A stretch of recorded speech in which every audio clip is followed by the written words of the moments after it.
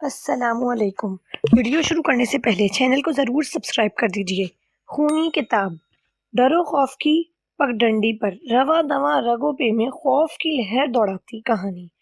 اکرم نے دکان کا شٹر بند کیا اور ہاتھ میں چمڑے کا تھیلا جس میں اس کی ضرورت کی چیزیں اور رقم تھی بغل میں دبایا اور دکان کے سامنے کھڑی اپنی سائیکل کا تالا کھولا اور گھر کی راہ لی۔ اکرم ایک چھوٹے سے قصبے دیبل پور میں رہتا تھا۔ اس کے والدین عرصہ دراز ہوا اس دنیا میں اکیلا چھوڑ کر اپنے خالق حقیقی سے جا ملے۔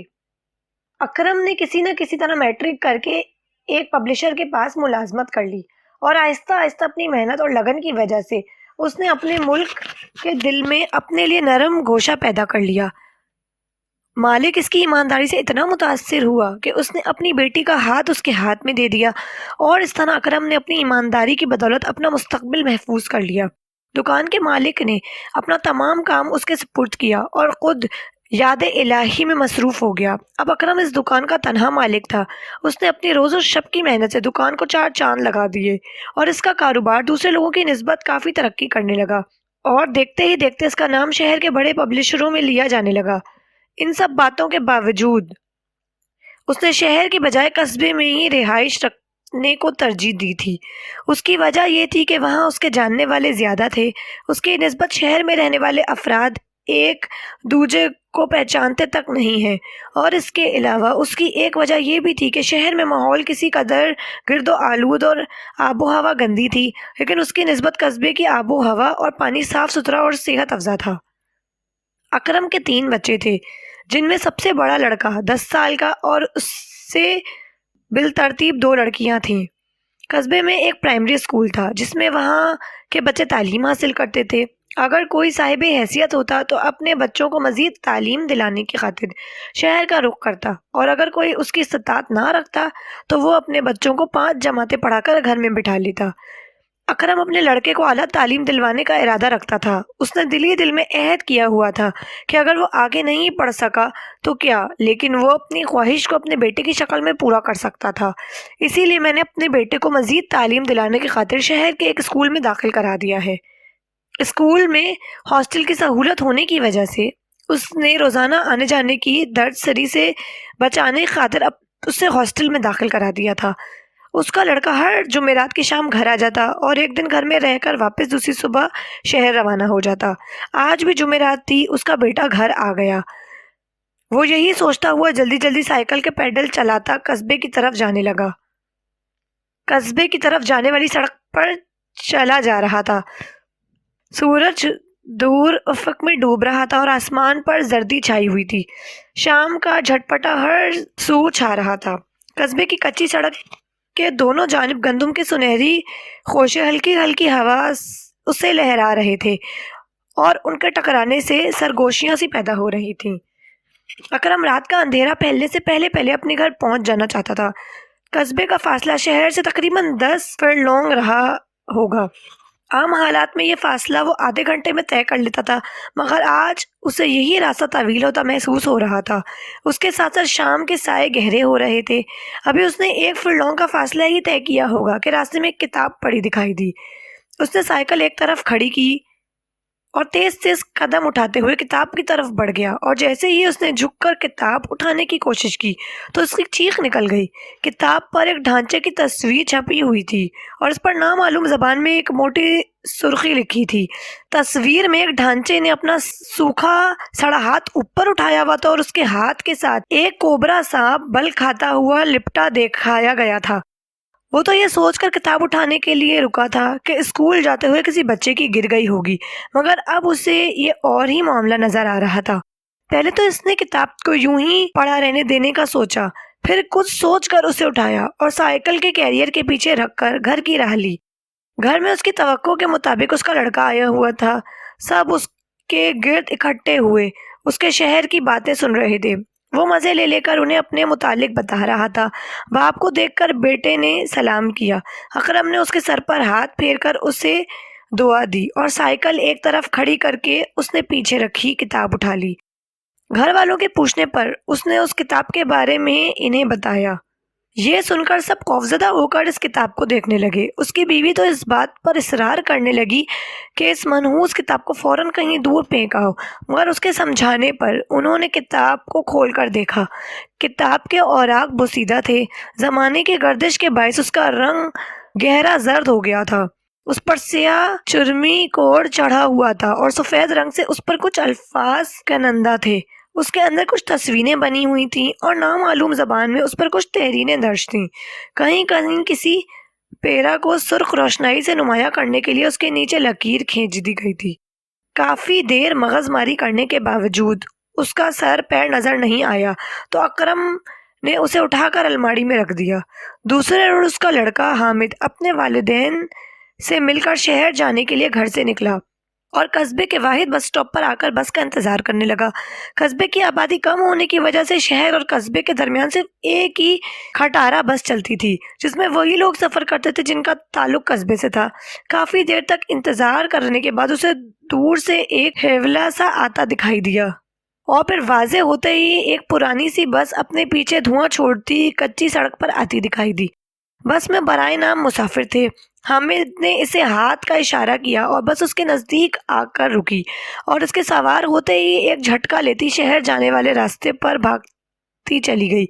بس ابھی شہر سے 2 فرلانگ دور ہی ہوگی کہ اس کے ڈرائیور نے ایک جھٹکے سے بس کو بریک لگاتے ہوئے روک دیا، حالانکہ سامنے دور دور تک کسی ذی روح کا نام و نشان تک نہ تھا۔ سب مسافر حیرت سے ڈرائیور کی طرف دیکھنے لگے۔ ڈرائیور بھی اب سامنے کے شیشے سے آنکھیں پھاڑ پھاڑ کر نیچے سڑک کی جانب نظریں جمائے دیکھ رہا تھا۔ حامد نے اسے اس طرح نیچے دیکھتے ہوئے پوچھا، چچا خیریت تو ہے؟ بس کیوں روک دی؟ ڈرائیور نے سر گھما کر اس کی طرف دیکھا اور کہنے لگا، میں نے ابھی سامنے سڑک پر ایک شخص کو سفید کفن میں لیٹے ہوئے دیکھا تھا اور اسے دیکھ کر ہی میں نے بس کو یکدم بریک لگائی تھی، مگر اب دور دور تک کوئی انسان تو کیا کوئی جانور تک دکھائی نہیں دے رہا۔ اس کی بات سن کر بس میں سنسنی پھیل گئی۔ بس کے مسافر دہشت سے ایک دوسرے کی جانب دیکھنے لگے، مگر کسی کے منہ سے کوئی بات نہیں نکلی۔ پھر ایک شخص نے سکوت توڑا اور ڈرائیور سے مخاطب ہوا، پاجی میرے خیال میں آپ کو وہم ہوا ہوگا، یہاں تو دور دور تک کوئی شخص دکھائی نہیں دے رہا ہے۔ ڈرائیور نے بھی سر ہلاتے ہوئے دوبارہ بس اسٹارٹ کی اور اسے سڑک پر دوڑانے لگا، لیکن ابھی اس نے چند قدم کا فاصلہ ہی طے کیا ہوگا، اس کا ہاتھ گھوما اور بس تیزی سے سڑک سے اتر کر سائیڈ میں لگی، ایک پرانے برگد کے درخت کے ساتھ جا ٹکرائی۔ مسافر جو آپس میں خوش گپیوں میں مصروف تھے یکدم ایک دوسرے کے اوپر گرے۔ بس کا آگے کا حصہ تقریباً سارا تباہ ہو گیا تھا۔ ڈرائیور تو بس کے درخت میں لگتے ہی موقع پر اپنے خالق حقیقی سے جا ملا۔ بس میں کل 13 افراد سوار تھے، جن میں سے کچھ زخمی پڑے کراہ رہے تھے اور ان میں سے چند افراد کو صرف معمولی خراشیاں آئی تھیں۔ بس چاہنے والوں نے زخمی افراد کو سنبھالا اور ڈرائیور کی لاش بمشکل نکال کر زمین پر لٹا دیا۔ حامد کو بھی انہوں نے سیٹ سے اٹھا کر ایک درخت کے سائے میں لٹا دیا۔ جاں بحق ہونے والے مسافروں میں صرف ڈرائیور اور کنڈکٹر ہی شامل تھے۔ ان میں سے 2-3 افراد جنہیں معمولی چوٹیں آئی تھیں قصبے کی جانب دوڑ گئے تاکہ وہاں سے مدد لے آئیں۔ باقی مسافر درخت کے نیچے بیٹھ کر ان کی واپسی کا انتظار کرنے لگے۔ حادثے میں بچ جانے والے مسافروں نے جیسے ہی قصبے میں داخل ہو کر بس کے حادثے کے متعلق بتایا تو پورے قصبے میں کوہرام مچ گیا۔ ہر کوئی اپنے اپنے گھر سے نکل کر جائے حادثہ کی جانب دوڑ پڑا۔ اکرم ابھی شہر جانے کے لیے سائیکل صاف کر ہی رہا تھا کہ اس نے بھی بس کے حادثے کے متعلق خبر سن لی۔ گھبراہٹ میں اسے سائیکل بھی نہیں لی اور خبر گیری کرنے کے لیے پیدل ہی اس طرف دوڑ گیا جہاں اس نے حادثے کے بارے میں سنا تھا۔ قصبے کے دوسرے افراد بھی وہاں پہنچ گئے تھے اور مل کر زخمیوں کو اٹھا رہے تھے۔ اکرم بدحواس ہو کر ایک ایک چہرے کی طرف دیکھ رہا تھا اور جیسے ہی اس کی نظر ایک جانب پڑے حامد پر پڑی تو وہ چیختا ہوا اس کی طرف بڑھا اور اسے ہاتھوں پر اٹھا لیا۔ حامد کے سر پر چوٹ کا نشان تھا جس میں سے خون رس رس کر پپڑی کی صورت اختیار کر گیا تھا اور اس کا لباس خون سے تربتر ہو رہا تھا۔ وہ اسے اٹھائے قصبے کی واحد ڈسپنسری کی طرف چل پڑا۔ ڈسپنسری میں ایک شخص بیٹھا اونگ رہا تھا۔ اس نے جیسے ہی کسی کے چیخنے کی آواز سنی تو ہڑبڑا کر اٹھ گئے بیٹھا۔ سامنے سے اکرم ہاتھوں پر ایک نوجوان لڑکے کو اٹھائے اس کی جانب بڑھا چلا آ رہا تھا۔ اس نے جلدی سے اسے اس کے ہاتھوں سے لیا اور ایک طرف پڑے لمبے میز پر لٹا دیا۔ اکرم نے روتے ہوئے اسے تمام واقعہ بتا دیا۔ اس شخص نے پانی گرم کر کے روئی سے اس کے زخم صاف کیے اور مرہم وغیرہ لگا کر اس کی پٹی کر دی اور بعد میں ایک انجیکشن لگا دیا۔ فکر کرنے کی بات نہیں ہے، جھٹکا لگنے کی وجہ سے اس کے سر پر چوٹ آئی ہے، ابھی کچھ دیر میں آرام آ جائے گا۔ اس نے ہاتھوں سے ربڑ کے دستانے اتارتے ہوئے اکرم سے کہا، اور اکرم دل ہی دل میں اس کے ہوش میں آنے کی دعائیں کرنے لگا۔ اور پھر واقعی کچھ دیر میں حامد نے آنکھیں کھول دیں۔ اس نے ادھر ادھر دیکھتے ہوئے جیسے ہی گردن گھمائی تو اس کی نظر اپنے والد پر پڑی تو ایک جھٹکے سے اٹھنے لگا، مگر اس کے منہ سے ایک سسکاری سی نکل گئی۔ اکرم نے تیزی سے آگے بڑھ کر اسے دوبارہ میز پر لٹا دیا۔ اس کے ہوش میں آنے پر اکرم نے اس سے تفصیل پوچھی تو اس نے جو بتایا تو اسے سن کر اکرم کے ساتھ ساتھ ڈسپینسری میں موجود شخص بھی لرز گیا۔ اکرم نے فوراً سمجھ گیا کہ یہ حادثہ اس منحوس کتاب کی کارستانی ہے۔ اس نے سہارا دے کر حامد کو ٹیبل سے اٹھایا اور اسے لے کر گھر کی جانب چل دیا۔ گھر پہنچ کر اس نے سب سے پہلے اس کتاب کو پھینکنے کے لیے الماری کھولی تو یہ دیکھ کر اس کی آنکھیں دہشت سے پھٹی کی پھٹی رہ گئیں کہ یہ کتاب گدھے کے سر سے سینگ کے مزداق غائب تھی۔ حالانکہ وہ قسم کھا کر کہہ سکتا تھا کہ اس نے اپنے ہاتھوں سے وہ منحوس کتاب اس الماری میں رکھی تھی اور تالا لگا کر اس کی چابی ابھی بھی اس کی جیب میں تھی۔ اس صورت میں گھر کے کسی اور فرد کا تو کتاب نکالنے کا سوال ہی پیدا نہیں ہو سکتا تھا۔ اس نے الماری کو کھلا چھوڑا اور کمرے سے باہر آ کر اس نے گھر کے دیگر افراد کو کتاب کی گمشدگی کے بارے میں بتایا تو وہ سب بھی حیران اور خوفزدہ ہو گئے۔ بات آئی گئی ہو گئی، کچھ دنوں میں ہی وہ لوگ اس کتاب کو بھول گئے، مگر ایک روز ایک عجیب واقعہ ظہور پذیر ہونے پر انہیں یقین کامل ہو گیا کہ وہ پراسرار طور پر کسی آسیبی چکر میں پھنس گئے ہیں۔ ہوا یوں کہ ایک روز صبح کے وقت اکرم جب سو کر اٹھا تو اس کا بستر تازہ لہو سے تر تھا اور اس کے اپنے کپڑے جو کبھی ہلکے آسمانی رنگ کے تھے خون میں گہرے سرخ ہو گئے تھے۔ اس نے گھبرا کر اپنے گھر کے دیگر افراد کو آوازیں دے کر اٹھایا اور اسے اس حالت میں دیکھ کر اس کی بیوی اور بچے خوف سے چیخنے لگے۔ بستر پر خون پھیلا ہوا تھا، اس کے علاوہ سے کوئی نقصان نہیں پہنچا تھا۔ اس نے غسل کیا اور دوسرے صاف کپڑے پہن لیے۔ اس کی بیوی نے بستر دھونے کی خاطر اسے لپیٹا تو اس کے نیچے سے کتاب کا ایک صفحہ نکلا جس کا رنگ گہرا زرد تھا، اور پھر یہ دیکھ کر اکرم کی سٹی گم ہو گئی کہ یہ اس منحوس کتاب کا ورق تھا جو الماری سے غائب ہو گئی تھی۔ سوال یہ پیدا ہوتا تھا کہ یہ صفحہ یہاں کس نے لا کر رکھا اور باقی کتاب کہاں چلی گئی؟ صفحے پر ایک سانپ کی تصویر چھپی ہوئی تھی جس کا منہ کھلا ہوا تھا اور اس میں چڑیا بھی پھڑپھڑا رہی تھی۔ سانپ کا رنگ سیاہ تھا اور اس پر دھاریاں بنی ہوئی تھیں۔ آدھے حصے پر تصویر تھی اور آدھے صفحے پر عجیب سے ہنسے لکھے ہوئے تھے۔ اکرم نے کاغذ کو طے کر کے اپنی جیب میں رکھا اور شہر کی طرف چل دیا۔ شہر پہنچ کر اس نے اپنی دکان پر جانے کی بجائے اپنے ایک دوست شبراتی بابا کے پاس جانے کا قصد کیا۔ شبراتی بابا مضافاتی کالونی میں ایک چھوٹے سے مکان میں رہائش پذیر تھے۔ ان کے ساتھ دوستی ہونے کا واقعہ بھی بڑا دلچسپ اور یادگار ہے۔ ایک دن اکرم اپنی دکان پر بیٹھا حساب کتاب میں مصروف تھا کہ اچانک ایک فقیر کی صدا سن کر اس نے اپنا سر اٹھایا تو سامنے ایک درویش صورت شخص کو کھڑے پایا جو اپنا ہاتھ پھیلائے اس سے سوال کر رہا تھا۔ وہ شروع ہی سے قدر رحم دل واقع ہوا تھا، اس لیے اس نے اس فقیر کو اندر بلا کر عزت و تکریم سے بٹھایا اور اس کی حاجت پوری کی۔ فقیر، جس نے بعد میں اسے اپنا نام شبراتی بابا بتایا، اس سے کہنے لگا کہ وہ اپنی دکان 1 مہینے کے اندر اندر خالی کر کے کوئی اور دکان تلاش کر لے۔ اس کے کہنے کے مطابق اس کی چھت کسی بھی وقت گر سکتی تھی اور یہ کہہ کر وہ اس کا امتحان لینے کے لیے اس کے پاس آیا تھا۔ اس نے اس کی عزت و تکریم کر کے اپنا نقصان ہونے سے بچا لیا ہے۔ اکرم نے بحث کرنے کی بجائے دوسرے روز ہی اپنی دکان خالی کر کے دوسرے بازار میں ایک اور مناسب جگہ لے لی اور ٹھیک 1 ہفتے کے بعد فقیر کا کہنا سچ ثابت ہوا اور رات کے پچھلے پہر اس کی دکان کی چھت ایک زوردار دھماکے سے زمین بوس ہو گئی، جس کی اطلاع چوکیدار نے اسے گھر آ کر دی تھی۔ اس دن اس نے سمجھ لیا تھا کہ شبراتی بابا کوئی پہنچے ہوئے بزرگ ہیں۔ اس کے دل میں ان کی عزت اور بڑھ گئی اور وہ گاہے بگاہے اس کے پاس جانے لگا۔ اس نے کئی بار انہیں کچھ قدم نذرانے کی صورت میں دینے کی کوشش کی، مگر انہوں نے یہ کہہ کر انکار کر دیا تھا کہ اسے اس مادی چیزوں سے شدید نفرت ہے۔ ان کا یہ جواب سن کر اسے دوبارہ ہمت نہیں ہوئی۔ اب اکرم دل ہی دل میں یہ دعا مانگتا ہوا جا رہا تھا کہ بابا اسے گھر پر ہی مل جائیں تاکہ وہ انہیں تمام صورتحال بتا کر کوئی مشورہ لے سکے۔ تھوڑی ہی دیر میں بابا کا گھر سامنے آ گیا۔ اس نے سائیکل ایک طرف کھڑی کر کے دروازے پر دستک دی۔ کچھ دیر انتظار کرنے کے بعد ابھی اس نے دوبارہ دستک دینے کے لیے ہاتھ اٹھایا ہی تھا کہ اندر سے ایک چقندر کی شکل کا لمبوترے چہرے والا شخص جس نے سبز رنگ کا چوغا پہن رکھا تھا باہر نکلا، اور اس کی طرف دیکھ کر اس نے اکرم کو اندر کی طرف آنے کا اشارہ کرتے ہوئے راستہ دیا۔ اکرم اسے سلام کرتا ہوا اندر داخل ہوا۔ صحن میں ایک جانب چھوٹا سا کمرہ بنا ہوا تھا جس کے سامنے کے رخ 2 مٹکے رکھے تھے۔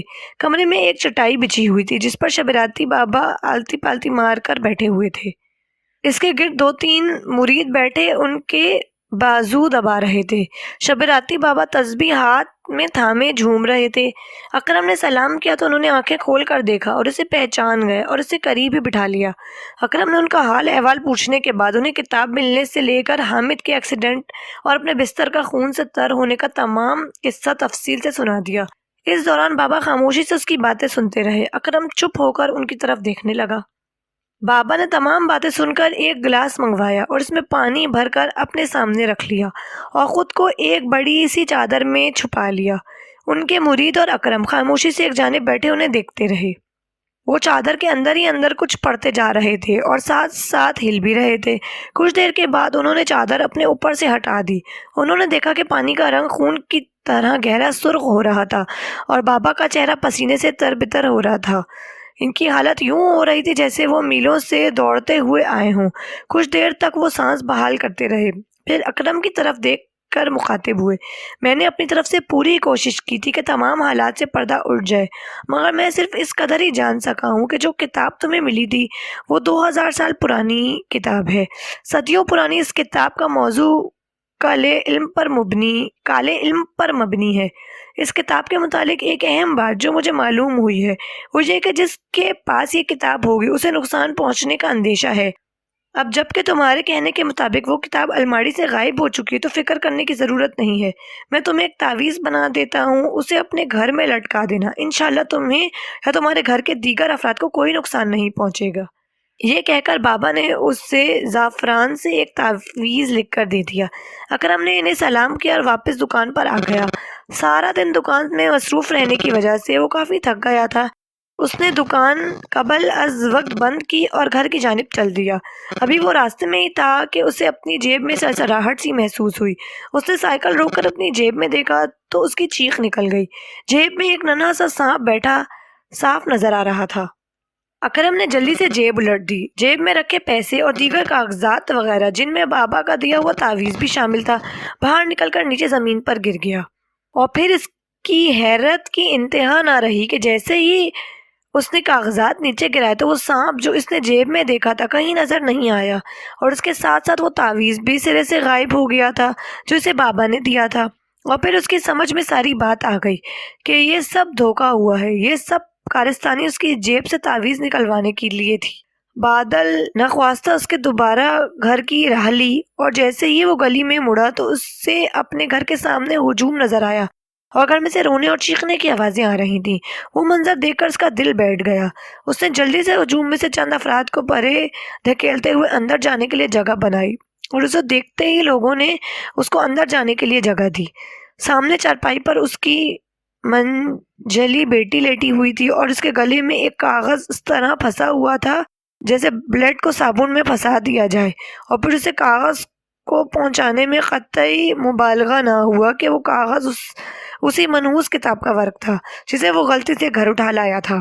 لوگ ایک دائرے کی صورت میں چارپائی کے گرد کھڑے تھے اور کسی کو اتنی ہمت نہیں ہو رہی تھی کہ آگے بڑھ کر لاش کے گلے سے اس پھنسے ہوئے کاغذ کو نکال سکے۔ اکرم نے جیسے ہی کاغذ کو ہاتھ سے پکڑ کر باہر نکالا تو خون ایک فوارے کی صورت میں زمین پر گرنے لگا۔ اس نے جلدی سے ایک کپڑے کا ٹکڑا لے کر لڑکی کے گلے پر باندھ دیا اور اس طرح خون کا بہاؤ رک گیا۔ لڑکی کا چہرہ ہلدی کی طرح پیلا ہو رہا تھا اور نہ جانے کب اس کی روح قصف انصری سے پرواز کر چکی تھی۔ بعد میں حاضر رسومات سے فارغ ہو کر اسے اکرم کی تو راتوں کی نیندیں اڑ گئی تھیں۔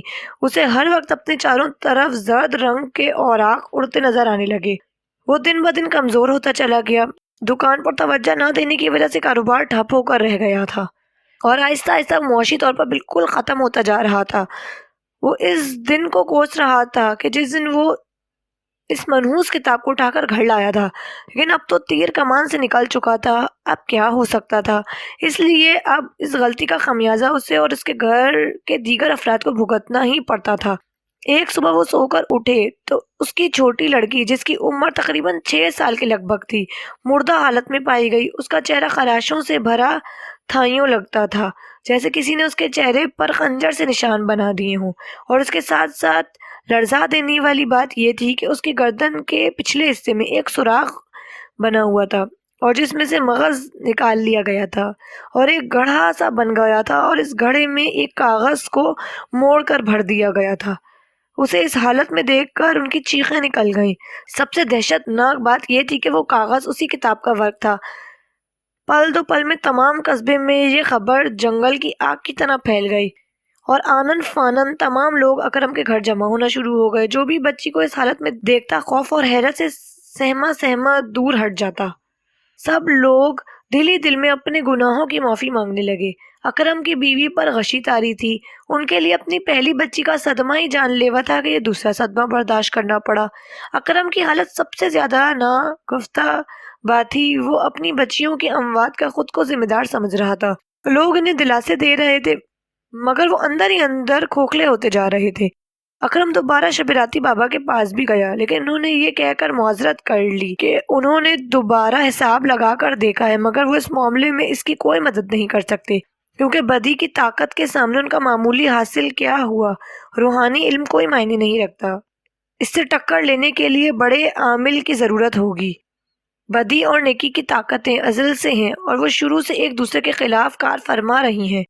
بابا کا نکاسا جواب سن کر اکرم کی رہی سہی امیدوں پر پانی پھر گیا، اس لیے اس نے تمام معاملہ خدا پر چھوڑتے ہوئے چپ سادھ لی۔ مگر اب جس طرح پے در پہ واقعات رونما ہونا شروع ہو گئے یہ اس کے لیے لمحہ فکریہ تھا، لیکن وہ مجبور تھا۔ دکان بند رہنے کی وجہ سے نوبت فاقے کشی تک پہنچ گئی اور کوئی ان کا پرسان حال نہیں تھا۔